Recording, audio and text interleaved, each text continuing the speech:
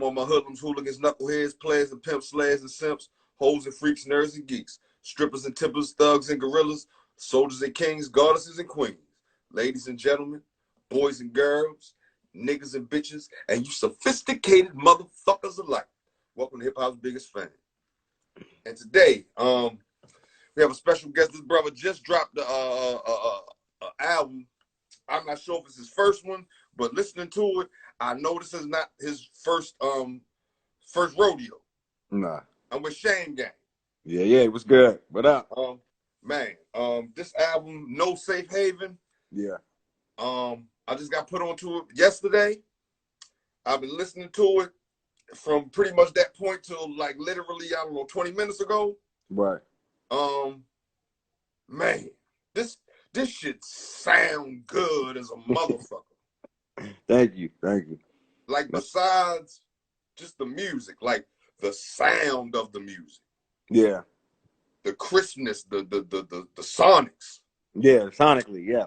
I'm gonna get into that. Can I ask you, like, how did you get put on? How did you get tapped into it? A good friend of mine, former co-worker, named Mike Woodridge. Oh, okay. Put me on to it. Okay. And I don't know if I don't know how open you are to get into the conversation. Because he told me what happened a year ago. Okay, yeah. And he told me a year ago what happened. Like before he gave me an album, like, yo, check this out. He told me the situation, the unfortunate situation that happened. But he told me while we was working together, like, yo, my man, this happened, and he was messed up about it. He was fucked up about it. Right. But this was a year ago. This is before. Yeah. Yesterday when he sent this to me, like, yo, check this out. But that's how I found out about you. Okay. And I want to say he sent me something before, like another single or something, maybe almost a year ago, within the year. Like, yo, check this out. You know what I mean? And I did. And, the whole pandemic going on, so I was hitting and missing on what I was doing and, trying to talk to folks and whatever fuckery I was involved in. But that's how I found out about it, through a former co-worker friend of mine. Oh, dope. Okay. That's what I mean? And I trust me and him listening to similar things. Mm-hmm. So I trust his hip hop IQ. You know what I'm saying? Mm-hmm. Because we vibe on the same kind of shit. Yeah. Okay. But first and foremost, before we get to the album, I'm gonna go ahead with it. Can you tell us where you from, bro? Landover, Maryland. Landover, Maryland. Okay. That's right over there. That's like near where the Redskins and shit play. Yeah, actually, but it's right on the borderline of like Southeast DC. Like yes, it is. Yep. Mm-hmm. Yeah. Yep. Yeah, it's right there. Okay. So that's where you were originally from. Yeah, originally from there, man. Been in North Carolina, I'm saying, going on 6 years now. Yeah. But that's home. North Carolina is more like my second home too. So. Okay, what part of North Carolina? If you don't mind me asking. Raleigh. Raleigh. Mm-hmm. Okay, I'm in a small town. I'm in a small town outside of Raleigh now, but I was in Raleigh majority. Yeah. Okay. Mm-hmm. Shout out to Raleigh. I believe I got some family members. Most black folks got family members from the South. You know what I'm saying? Yeah. Yup. So, I got family down there. Dope. So that's what's happening. I ain't seen them in quite a while, but whatever. Yeah. Where you based? Where you based out of? I'm based out of Baltimore. Oh, you in Baltimore? All right. Yeah. All right. Okay. All right. Fact. That's why I originally asked you, like, yo, you in NC? Because if you was in the area. Yeah. Where you at? We can meet somewhere. yeah. That would have been dope, man. Yeah. I ain't been in Baltimore in probably a year. Yeah. Last time I was up there, I went to I think I was about a harbor. I was down by the harbors and stuff. Yeah. Mm-hmm. Yeah, that's most. Yeah. That's where you're gonna find find the nice shit at. Exactly. Yeah. Exactly. Yeah. You know what I'm saying? Which I ain't mad at.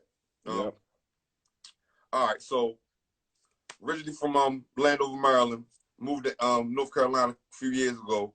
Mm-hmm. This is something I always ask anybody, as far as especially being a fan of hip hop. Do you remember one of the first songs or albums that you ever heard at whatever young age that you can, the earliest age you can, like, and it's probably one of your favorite songs or albums to this day that made you fall in love with hip hop. Like, yo, I love this shit. I want more of it. Yeah, I really don't want to sound cliche, but it was between DMX's "Dark and Hell Is Hot" and for the very first Bone Thugs and Harmony album.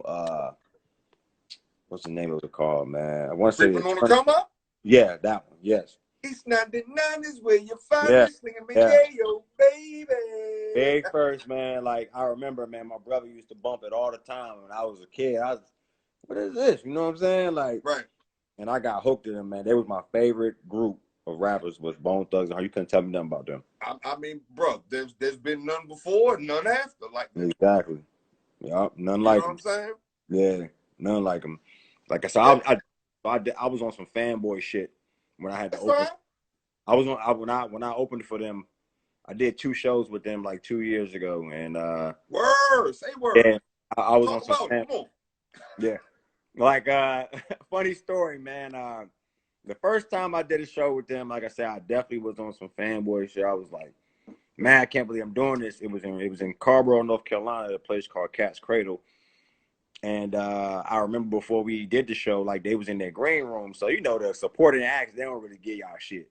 You know what I'm saying? You just there. You know what I mean? And they had their room all stacked up with pizza, hors d'oeuvres, drinks, everything. I'm like, damn, So I remember I knocked on the door and I was like, and I thought, somebody like, like security was going to answer the door. Man, Krayzie Bone answered the door. All right. So he answered the door. I'm like, oh shit. Like, so I was like, yo, I said, yo, can I get a water out of there? They ain't getting no waters in my room. I was like, and he was like, nah, come on in. Came on in, they smoking, you know what I'm saying, chilling. At this time, I wasn't really a heavy smoker like that. So they in the room chilling, I'm going around like, man, yo, I appreciate y'all picking me, you know what I'm saying, to open for y'all. And they like, yeah, man. They was like, you dope and all that. And then they was trying to pass me the weed. I was like, nah. Time out. Quick question. Hold up, real quick. I don't mean to cut you off. Was this before the show? This is before the show. Yeah, I wouldn't smoke with the motherfuckers either. But nah, I remember my manager was like, yo, man, Krayzie Bone give you some weed, nigga. You better smoke that shit. And I was like, damn, man. I said, I fucked up, yeah. Nah, bro. Not before the show. Yeah, not before the show, man. And it was crazy, man. They, it was cool. They was real cool. And then the second time I opened for them, it was crazy because they actually remembered me. And we did a show at Duke Energy Center, man. It was fire, man. Hell yeah. Oh, yeah. Man, I'd have fanned the fuck out too. It's hard not to sometimes. Yeah, I fanned out like yeah. I was like, damn, I was stuck. I was like, man, like, I was like, should I take this shit? And then I'm gonna look stupid if I smoke it and then I start coughing like a motherfucker. So I was like, nah, I'm gonna just wait. You know what I'm saying? I was like, it's good. Nah, I'm with you. I always tell people, I don't smoke marijuana for professional reasons. But if I ever ran across Snoop, or now you saying he Bone Thugs, nigga, I'm gonna make a motherfucking exception that day. Now, yeah. Before, like you said, before your performance, yeah, I have to make a professional, intelligent decision. Like, right. I'm fucking around, be spaced out, and I'm gonna fuck up my performance. And they ain't gonna remember your shit. You know what I'm saying? That's how I was on. I was like, man, I know I'm a fuck up. But he was like, man, my manager was like, man, you could have hit that shit one time, bro. I was like, nah, man. You did what they call a Bill Clinton. You just not inhale. You just hit it. I did not inhale. Exactly. That might be the move from now on. No, hold up. Did we just figure something out? Just don't inhale. Just on the strip. All right, well, just blow it out. Just do, you know what I mean? To keep face. Exactly. But still not fuck up your performance. Blow it out and just fake that shit all the way, man. I'm just saying. But wow, yo, that's that's awesome, yo. That's not a fan. I'd got fucked up too. I'd have just been you kind of fucked me up with that story. Yeah, it was a crazy story, man. It was funny. I'm a big Bone Thugs fan, so hell yeah. Yeah. All right, so check it. Holla my man Bam on here. Mm-hmm. And Bridget. So let me see.